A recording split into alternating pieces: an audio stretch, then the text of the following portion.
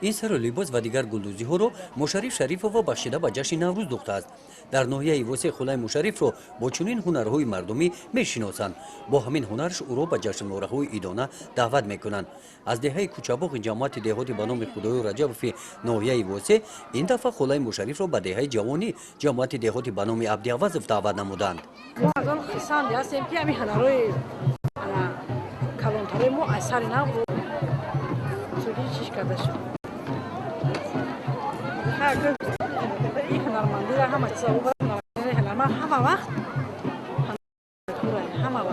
شغل اساسی ساکنان این جماعت دهات دهخانی می باشد. به پرورش چروا هم مشغول هستند.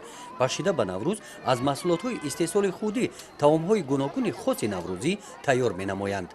این شیر گندم خاطر شیر قطعه شیر با گندم ای محصولات ما یه اصلا که هم گندم کامل چکی او میرزه و میشونی بعد شیر میرزه میشه شیر با گندم بو هم فایده داره همه کسات فایده داره.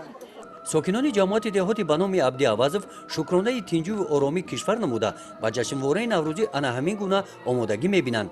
ما در نوروز همین را خواهانیم که همیشه هر روزی ما نوروز باشد، هر روزی ما بهار باشد.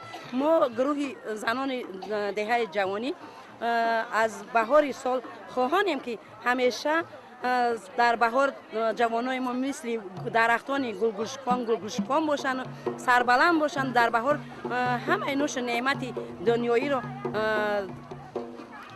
خواهانی آنیم که همیشه میوه و سهولت ما از این زیادتر پوره باشد و دختران ما مثل بهاران گلگوشکان باشند.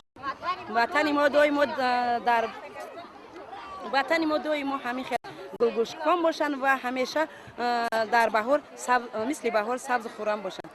ما زنان محله همین خواهانیم.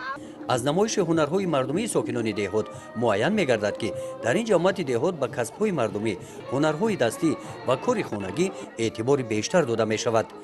گزارش خواجه نظریف خدای نظر ظهوروف از ناحیه واسه برای برنامه اطلاعاتی نوید.